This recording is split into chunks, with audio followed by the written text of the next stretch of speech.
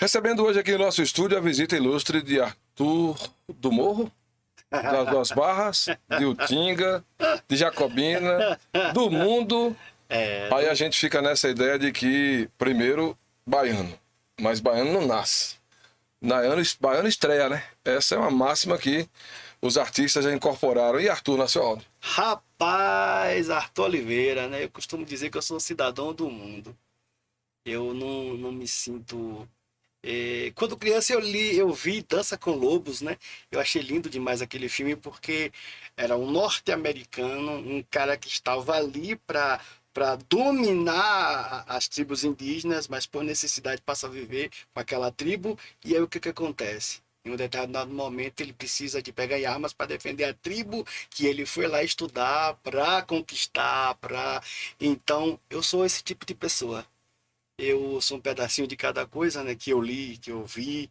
E eu me lembrei agora de Dança com Lobos, que não estava no script, mas é verdade. Eu sou um ser que eu defendo com unhas e dentes, com a própria vida, o lugar onde eu estou. Mas todo ser humano tem uma origem, né? E eu não sou de Morro de Chapéu, de coração eu sou. Mas eu sou nascido em Utinga. Muito bem. Na verdade, né, existem duas versões e eu prefiro essa, né?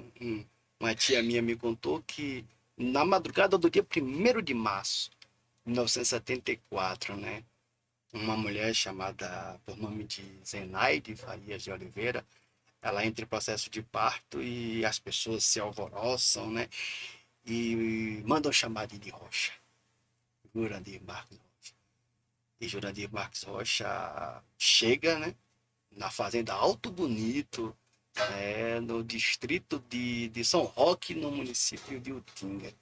E aí arruma as coisas rapidamente para levar Zenaide à cidade de Wagner, né, que antigamente era chamado de Ponte Nova, né, para o hospital de Wagner. E nessa correria, ao passar pela segunda ponte, que é a divisa entre Utinga e Wagner, eu sou tão confuso que eu nem sei se eu nasci em Utinga ou em Wagner. Eu nasci exatamente no meio do caminho, né?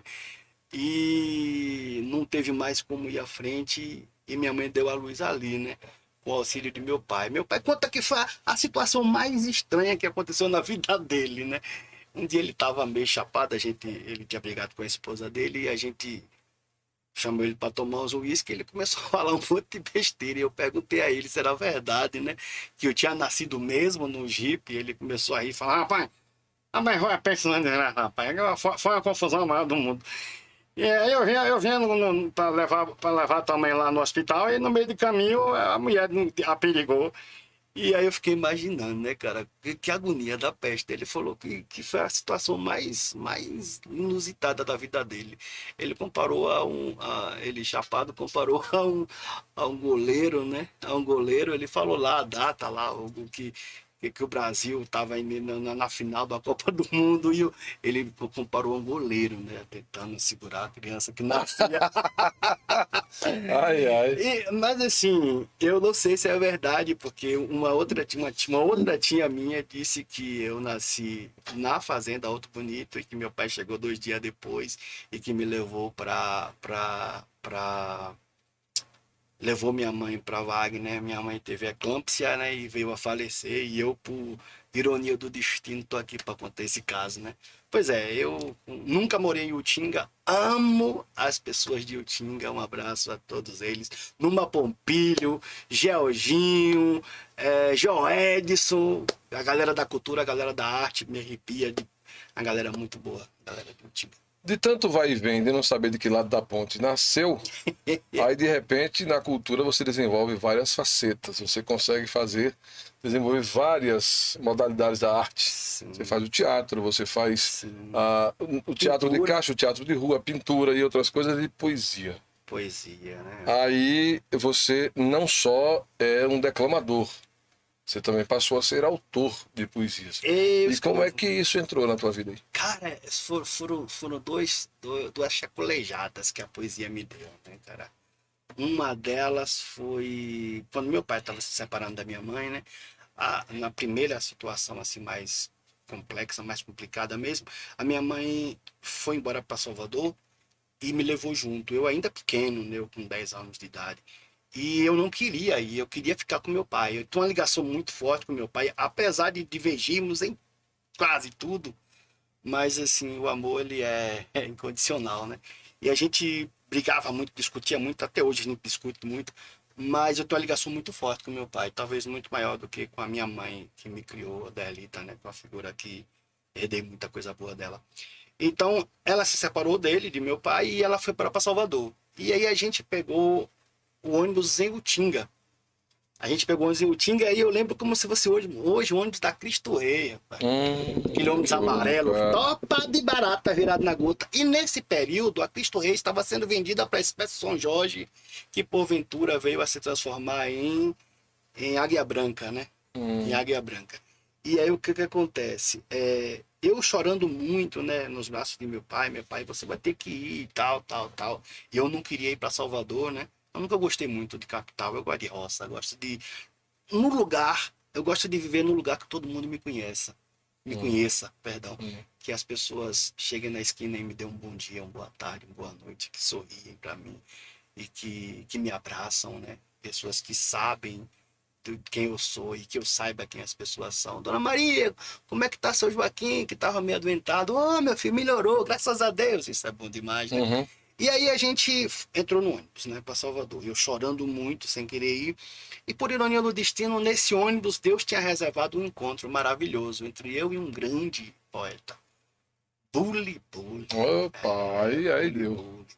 Buli Buli, ele vinha de uma cantoria, não lembro onde foi, sei que na Chapada Diamantina, e pegou esse ônibus com a gente, né? E aí a minha mãe comigo no colo e eu chorando muito, aí ele chegou e fez: quem é essa menininha lindinha? Eu tinha um cabelo grande, eu me retava, rapaz, quando os cabas vinham pra cá me chamar de menininha. Aí eu mostrava o binga na hora: eu, menininha aqui, desgraçado. Aí ele: quem é essa menininha bonitinha? Aí minha mãe me deu um beliscão: você não vai falar besteira não. Ô, seu Buli Buli, é meu filho, não é menina não. Aí eu tava chorando muito. Ele: meu filho, você tá chorando por quê? Aí eu fui explicar a ele que meu pai tava indo, minha mãe tava indo embora para Salvador e eu queria ficar em Duas Barras, queria ficar perto de meu pai e tal. Aí ele me pegou no colo e começou a declamar poesia para mim. Aí eu comecei a ouvir, né, aquela poesia e aqueles versos, né, maravilhosos que iam saindo da cachola do mestre Buli Buli. A bênção, mestre Buli Buli. E que tem que pedir a bênção àquela figura, que é uma figura maravilhosa. Aí eu lembro muito bem de um pedacinho, de um estrofezinho que ele fala, né? Que se para São Jorge foi fácil matar dragão, então será fácil matar barata. Porque o ônibus era infestado de barata, cara. Olha, esse ônibus da Cristo Rei tinha dia que era quase 24 horas para chegar em Salvador. O ônibus quebrava na estrada. Você tinha que ir prevenido, pá. Porque... levava a farofa e por conta da farofa as baratas. Aí é a teoria de Darwin, né? Você colocar alguma coisa ali, aparecer um bicho para poder... Sim, aí a teoria da evolução, né? Beleza. Aí eu tive o primeiro contato. Ali eu tive o primeiro contato mais forte com a poesia. Eu não sei bem quantos anos eu tinha. Eu sei que era muito pequeno, entre 7 a 10 anos. Eu não sei se eu tinha 10 anos, eu tinha menos, cerca de 7 anos. Aí o que acontece? De manhã cedo eu acordei no colo da minha mãe, chegando em Salvador. A minha mãe falou assim: meu filho, vai se despedir de Buli Buli. Vai agradecer ao mestre Buli Buli pelos versos maravilhosos que fez com que você dormisse no colo dele. Aí o mestre Buli Buli, ele: ô, minha criança. Ele lembra bem da frase, minha criança. Pegou-me no colo, aí eu fiquei brincando com a barba dele. É a coisa mais linda do mundo que eu achava, e ainda acho, aquela barba. Aquela barba é sinônimo de conhecimento, sinônimo de grandeza, né? Grandeza cultural. A cada centímetro daquela barba ali anos e anos de vivência, né? De poesia, muita poesia. Aí ele falou assim, eu falei: muito obrigado, mestre Buli Buli, pelas poesias, vai com Deus. Aí ele olhou assim para mim, sorriu, os olhos dele brilhou, ele me balançou assim, fez: minha criança, você nunca mais vai esquecer de mim. Eu: por quê, mestre, que eu nunca mais vou esquecer de você? Porque um besourinho da poesia lhe picou. E a partir de então, eu comecei com esse pensamento. Eu fui morar em Salvador e em Nazaré, cara. Nazaré. Ali onde tem aquele hospital, onde tem a biblioteca Monteiro Lobato e tal. E aí, cara, eu fui estudar, eu fui matriculado por Odalma Derlita, minha mãe, que Deus a tenha. eu fui matriculado na Escolinha Monteiro Lobato. Hoje não é mais escola, é só biblioteca e arquivo público municipal, alguma coisa desse gênero. Mas a biblioteca ainda existe, né?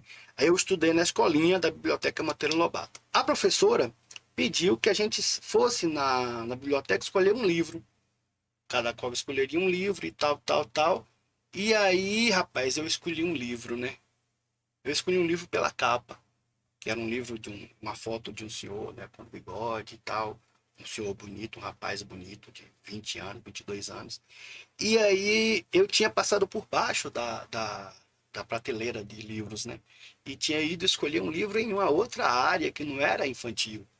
Beleza, quando a professora levou os alunos para a sala, cada qual com seu respectivo livro que havia escolhido, ela pediu para que as pessoas, os garotos, lessem um pedacinho e falassem um pouco do que leu. De ponta a ponta, todo mundo, os garotos diziam que ia ser, que ia ser não, que tinha lido o Porquinho, não sei das quantas, Chapeuzinho não sei de onde, Monteiro Lobato, quando Pinóquio não sei o que, Gepeto isso e aquilo. Arthur, chega na hora de Arthur Oliveira, você leu o quê? Que livro você escolheu? Falei, professor, escolhi por esse livro aqui, ó. Eu gostei desse rosto desse rapaz, eu achei bonito. Ela, você escolheu Castro Alves? Eu falei, eu não sei o nome, professor, eu escolhi esse. Ele é Antônio Frederico de Castro Alves, um poeta baiano. Eu falei, que legal, então eu escolhi Castro Alves. Agora leia o pedaço da coisa que você, da poesia, da história, do que você gostou. Aí eu li, né? Eu li 2 pedaços. Um deles é Eu sou como uma garça triste que mora à beira do rio. As orvalhadas da noite me fazem tremer de frio. Me fazem tremer de frio, como juntos da lagoa. Feliz Araponga errante que é livre voa. E o outro pedaço que eu li foi E vós, cruzai os braços, covardia. E murmurai com fé e hipocrisia é preciso esperar. Esperar? Mas o quê? Que a populaça, esse vento que o trono despedaça, vem abismos cavar? Rapaz, a professora pirou, cara. Chamou minha mãe para conversar, e que não era normal uma criança naquela idade ler Castro Alves, né? E aí outra coisa que aconteceu, a professora pediu que a gente fizesse uma redação sobre o que a gente queria ser quando a gente crescesse. Aí eu fiz a redação dizendo que eu queria ser repentista. Inspirado em Bully Bully. E, de certo modo, eu falei nessa redação da importância de se levar a poesia para as pessoas. E que a gente estava, que o cantador estava num estado de espírito elevado e alegrava as pessoas por onde eu andava. Cara, o que eu escutei dessa professora foi terrível. Ela falou que eu nunca ia ter dinheiro na vida. Eu nunca ia ter felicidade, que eu ia ser uma pessoa amargurada, uma pessoa infeliz. Olha ao seu redor, todos os seus colegas estão dizendo que querem ser médico, que querem ser engenheiros, e você quer ser repentista. Depois de grande, eu comecei a declamar poesia nos ônibus. Eu cheguei a entrar em 60 ônibus por dia. Bully Bully, eu tenho um reencontro com o Bully Bully, daqui a pouco eu falo sobre isso, né, depois de adulto, através de um grande amigo meu, uma pessoa que eu tenho muito respeito, conheci o pai dele, que é Alberto Muniz, né, de Utinga, foi prefeito de Utinga por muito tempo, um cara que eu tenho muito carinho, muito respeito, a família dele toda, independente de política, né, é o ser humano Alberto Muniz, eu tenho muito carinho por ele. E através de Alberto eu me reencontro com o Bully Bully. E Bully Bully chega para mim e fala, olha, você precisa passar um tempo declamando poesia nos ônibus, cara. Isso é feito na Paraíba, no Pernambuco, no Ceará. Agora eu tô olhando para dentro de mim, tô vendo o quanto tem da influência do mestre Bully Bully dentro da minha vida. Olha, tô todo arrepiado. Coisa boa. E assim, quando eu chego nos ônibus, eu me lembro da professora que disse que eu ia ser infeliz na vida porque eu escolhi a profissão de poeta, que eu escolhi ser repentista, ser cordelista. Repentista eu ainda não sou, mas eu quero aprender aprender não se aprende, né? Mas eu quero treinar, adestrar minha mente ao repente, né? E aí o que acontece? Eu cheguei a entrar em 15, 20, cheguei a entrar em 50 ônibus por dia. Já fiz 50 ônibus por dia. em uma determinada uma fase da minha vida, 2012, 2014, teve dia de eu fazer 50 ônibus por dia. O que eu via, eu entrava em um ônibus com 40 pessoas sentadas. 30, 40 pessoas sentadas. Imagine você fazer 40, 50, 60 ônibus por dia com 40 pessoas sentadas. Quantas pessoas lhe via durante o dia? E quando eu olhava para a face dessas pessoas, eu via aquela tristeza. Que a professora falava. Que a professora falava. Das profissões que dão dinheiro. E eu via o quanto a poesia era importante, cara. Teve momentos de eu estar em casa e eu usar o Facebook, chamar, né, o aplicativo do Facebook, esqueci agora o nome, Message, chamar e eu atender, e o cara dizer, é Arthur Oliveira, eu falei, sou eu, sim, diga. Você lembra de mim? Eu, não tô lembrado de você. Ah, você estava no ônibus hoje, eu estava indo para casa dos meus pais, para dizer para meus pais que eu ia desistir do curso de engenharia, mas quando você entrou no ônibus, olhou dentro dos meus olhos e disse, a vida é como andar de bicicleta, se parar você cai. Vai em frente sem parar, porque parar é algo suicida. A estrada é muito curta, a vida é muito curta, a estrada é que é comprida, você sobe, você desce na escada da vida, e às vezes até parece que a batalha está perdida. E que você voltou ao ponto de partida. Vai à luta, levanta, revida. E eu cheguei em casa pensando nisso. E eu desisti de desistir do curso de engenharia. Coisa boa, né? O quanto a gente interfere com a arte na vida das pessoas, levando a felicidade que dizem que não está dentro de nós, mas que mais do que nunca a gente repassa com uma facilidade incrível, né?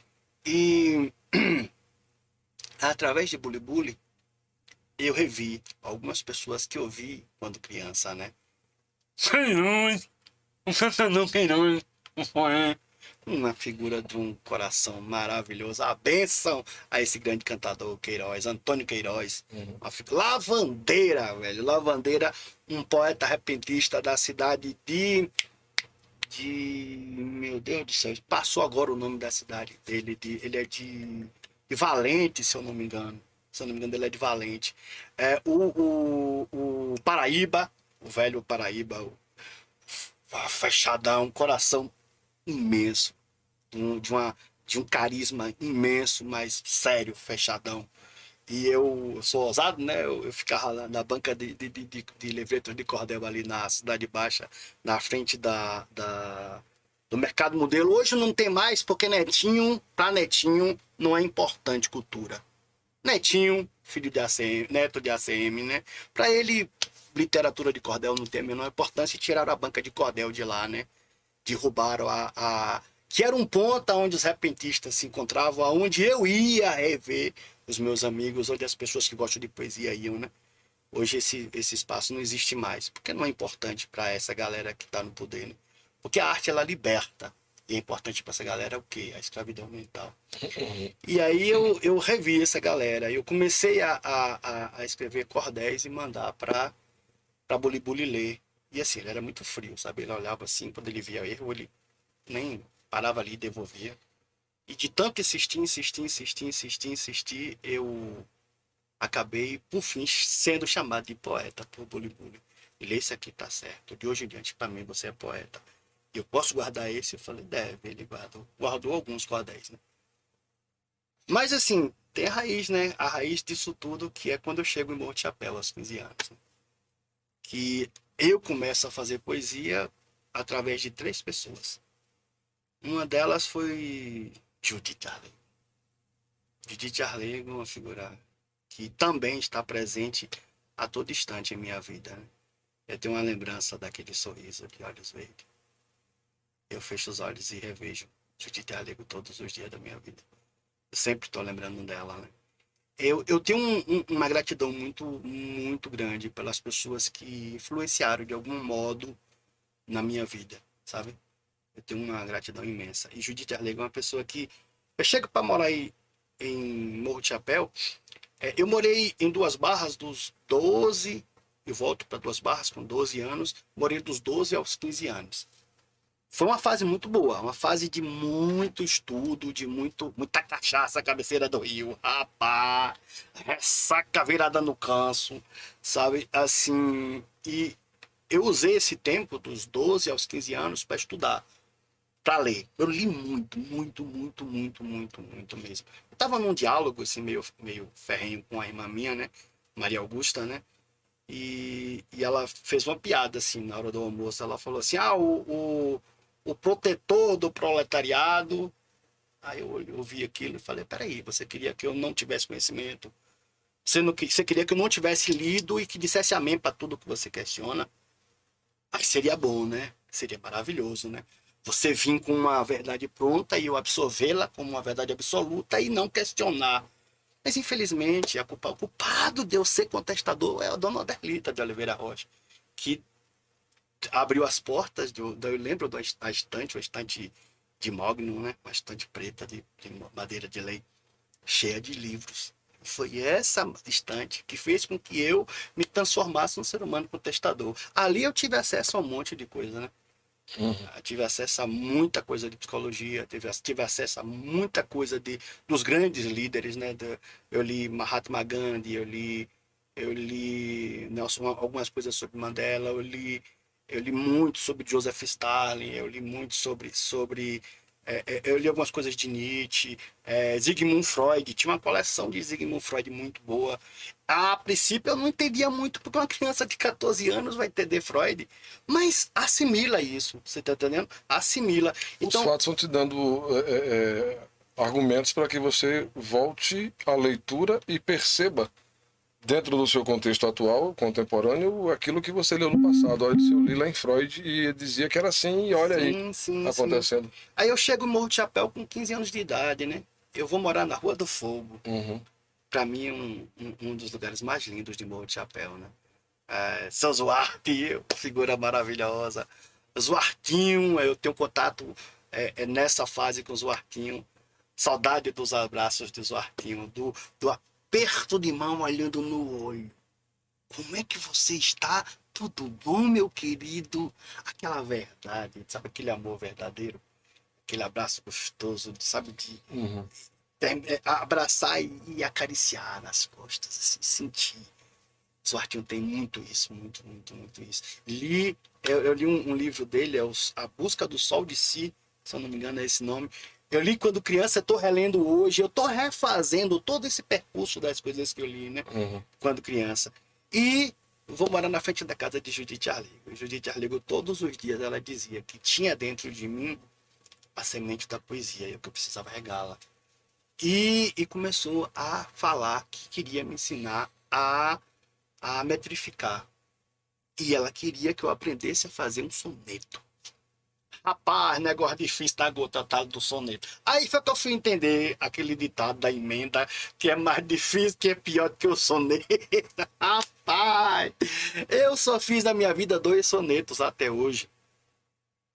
2 sonetos. E no dia, eu lembro como se fosse hoje, o dia que eu consegui fazer um soneto. Eu com 15 anos de idade, nasci em 1974, com 15 anos de idade, foi da década de 90, né? Pra cá, eu consegui fazer um soneto em 2012. Poxa, 23 anos depois, praticamente. 2012, eu consegui fazer um soneto. Quando eu terminei de fazer esse soneto, que eu olhei, que estava metrificado, que estava certo, de acordo com aquilo que eu estava estudando ali, eu bati a mão na mesa e gritei: Judite, ô Judite, eu consegui fazer um soneto. Aí minha mãe ainda era viva, né? Morreu agora de 2019. 2019 ela faleceu, se eu não me engano. Foi 2019. Aí o que acontece? Ela tava na cozinha, ela chegou na sala assim, fez: ó, menino, o que é que tu quer gritando pro Judite uma hora dessa na vida, menino? Judite já se foi, tá lá com o pai, com o papai do céu. Tu quer o que com o Judite? Eu: não, minha mãe, ela queria me ensinar a fazer um soneto e eu aprendi. Tem outra figura aí, macho, que a gente tava falando agora dele, que eu escrevi o nome dele errado. Outra figura aí, cara. Ele é lá da filosofia filisbertiana do Tareco. Rapaz. Quando você encontrava o cidadão, ele dizia: sim, pois não, Arthur, a que veio? Eu lembro como se fosse hoje, rapaz. Um dia eu me maquiei de velho, né? Eu deixei a barba crescer, pintei a barba toda de branca, pintei a sobrancelha, pintei o cabelo, botou um chapéu de couro, vesti uma roupa bem rasgada. Aí cheguei, bati na porta da casa, todo empolgado, sem saber quem vinha atender. E eu pensava que quem vinha atender era Chico Leite, rapaz. Chico Leite. Aí eu falei, eu vou esculhambar, vou perturbar com o Chico Leite. Quando eu bati na porta, que eu levantei a cabeça, foi a esposa dele que veio atender. A mãe de Babalé, né? Sim. Eu não lembro o nome dela agora. Aí quando eu levantei, falei, ô dona, cadê seu Chico? A mulher me olhou com a cara feia assim. Ela, Chico Leite tá aqui não. Eu, muito obrigado. Quebrou na emenda. Eu perturbei muito Chico Leite, cara. Aí eu chegava lá pedindo a ele pra me ensinar a fazer poesia, né? A metrificar. Chico, me diz o que é uma quadra. Aí ele, bicho, isso aí que tu tá escrevendo não é cordel, não. Ô Chico, como é que é? É muito difícil. Não, eu quero aprender ele, mas é difícil. Não, eu quero aprender. Olha, eu venho aqui. E aí começava, né? Me ensinar o que era uma quadra, me ensinar a contar os versos direitinho e tal. O que era a sílaba métrica, o que era a sílaba poética, o que era a sílaba tônica. E aí começou nessa putaria da gota. E eu fui aprendendo um pouco e tal. Mas Chico sempre foi um cara muito dinâmico, né, cara? Então, eram 10 idas na casa de Chico e uma encontrada. Verdade. 10 vezes na casa de Chico. Foi nosso e uma professor de encontrada. educação física, a gente ia acordar Chico Leite para poder ir dar aula pra gente. Olha aí, tá vendo aí? E uma grande figura, o cara que trouxe a musculação para o Morro de Chapéu, né, velho? Era Ferros? Era não. Ferros da Academia. Ali Era Ferros, era isso mesmo. Major Pedro Celestino no BQP. E ele faixa verde de karatê, bom karateca, mas ele desistiu do caminho, mas... E aí, rapaz, beleza. Aí entra, eu começo a fazer teatro. Desembesta a fazer teatro, não sei o que, isso, aquilo, outro. E um belo dia, Márcio Brito chega pra mim, né? Chega na minha casa. Márcio Brito, diretor do Centro Cultural, bibliotecário, meu primo, um cara estudioso, ele estuda muito a história de Morro de Chapéu, tem um conhecimento muito amplo, né, sobre a história de Morro de Chapéu. Foi seu mestre, né? Sim, do teatro. Do teatro, meu mestre também, de certa forma, porque eu assimilei muita coisa boa dele. Ele me influenciou em muito, né? Aí ele chega pra mim e fala assim, ó, tá tendo uma menina aí, acho que era Dalila Machado, o nome dela, se eu não me engano. E ela veio dar um curso de leitura, um curso de interpretação dos textos de Carlos Drummond de Andrade. E você não aceita não como resposta. Precisa só de 2 pessoas e fulano já disse sim. E você vai fazer em ponto final. Eu, tá bom, doutor, trouxe a algema. Aí eu fui, cara, fazer esse curso de leitura e tal. Foi muito bom, porque nesse curso eu entrei em contato, se eu não me engano, Ana Lúcia fez esse curso. Lula Mamão. Sim. Menina Lúcia Rocha, Cabeleireira. fez esse curso, se eu não me engano. Quem foi mais que fez, meu Deus?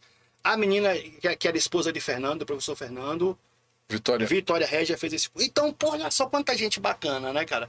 Então, pra mim foi muito bom, muito bom. E sem falar que ali eu começo a entrar em contato com esse poeta itabirano, né? Nascido em Itabira.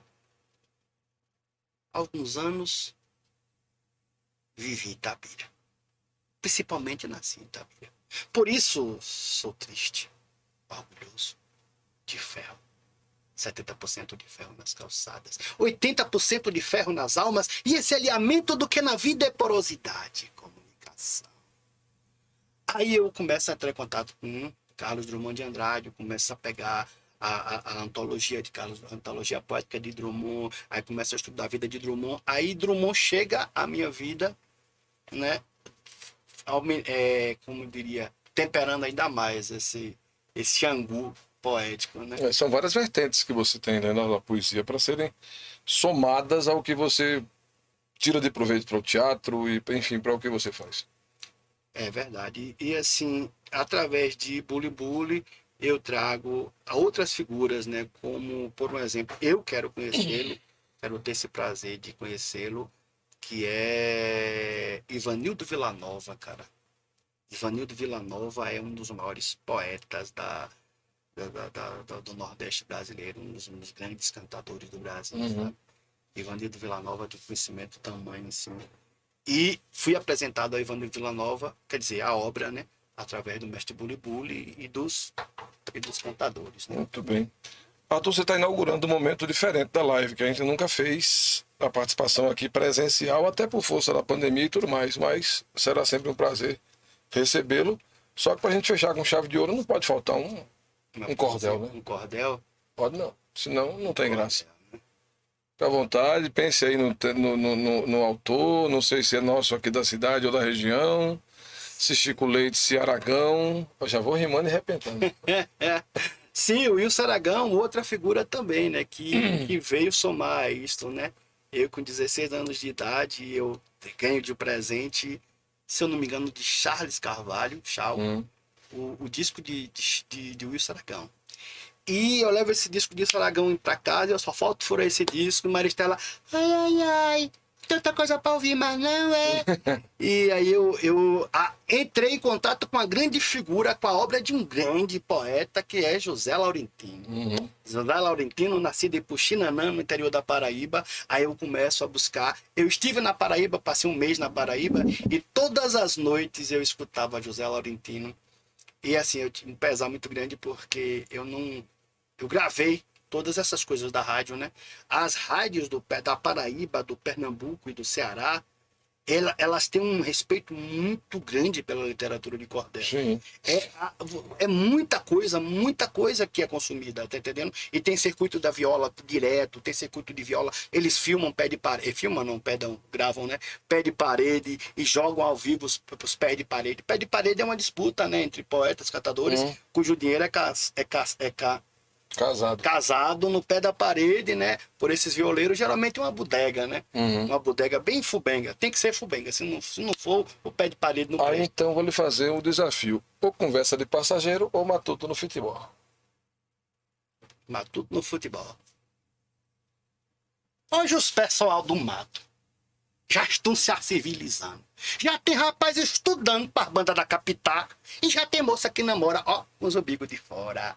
Etc. coisa e tá. Isso tudo, no entanto, eu nunca tenho acompanhado a da civilização. Mas nem que a morte me mate. Eu nunca fui numa boate e nunca vi televisão. Esse tal de cinema, que eu não sei nem como é. Se é homem ou se é mulher. Se vem da lua ou do sol. Um triatlo eu nunca vi. Eu também nunca assisti um jogo de futebol. É isso mesmo, meu patrão. Eu nasci para ser matuto, viver a cama, bicho bruto, dando de comer a gado. Eu só sei que eu sou gente porque um velhinho, meu parente, disse que eu sou batizado. Mas por arte do pecado, os filhos de meu compadre Chico, o fazendeiro mais rico daquele meus arrebó, com preguiça de estudar, inventou de inventar o tal do jogo de futebol. E no pátio da fazenda mandou botar 2 barras. Eu fui assistir a farra do lote de vagabundo. Rapaz, na hora que eu me afrouxei, vocês acreditam que eu achei a coisa melhor do mundo? Eu caboclo lazareno, 1,5 m de altura, o bucho por essa altura. Medo pra mim é sulipa. De jogar fiz um palpite e aceitei logo o convite pra moto pegar de equipa.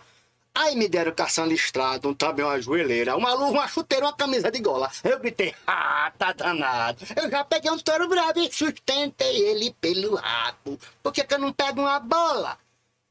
Não é bem assim, não. Quando o jogo começou, com um juiz muito bom e do honesto, que por sinal era Ernesto o nome do apitador, um caba metido da justiceiro pra mais do jogo parar, bastava a gente chutar na cara do companheiro. Bola vai, bola vem, o filho de Zeca Paraíba me inventa de dar um drible no filho de Chica Bejeira. Esse deu uma rasteira, com o coitadinho do Matuto passou uns 30 minutos rebolando na poeira. Aí o juiz apitou pênis e mandou chutar a bola contra ele. Por causa de um erro que o tal do Fubeck deu um chute no Honorato. Aí o juiz errou. Se for o Fubeck que chutou, ele que pagasse o pato. Mas afinal, meus irmãos, não gosto de confusão.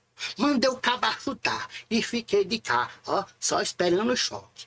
Finalmente a miséria da bola vinha. Vinha tão pequenininha que numa bala de badoque. Quando eu fui pegar a bola, me atrapalhei, meu patrão.